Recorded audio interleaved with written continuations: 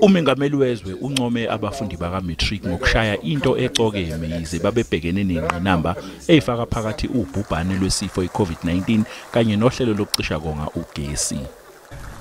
And we heard the young people, even as they performed extremely well under very difficult circumstances during COVID and during load shedding, they still said load shedding disrupts their education.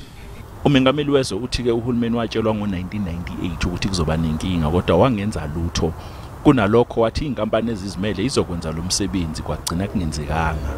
In 1998, Eskom came to government and said we need to build power stations because one, the economy is going to keep growing, and two, the population is going to increase. And government said, no, wait. In fact, government said, don't build, the private sector will come in and build power stations.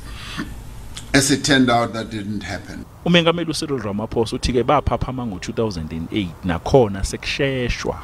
It was only in 2008 when we finally woke up and said we've now got to build these power stations, and in a great deal of hurry we started building Medupi and Kusile, almost 5,000 megawatts each, which are some of the biggest power stations in the world. Umengameli uthi kumele kufundwe isifundo ngokwenziwa yiChina kulawula amandla kagesi.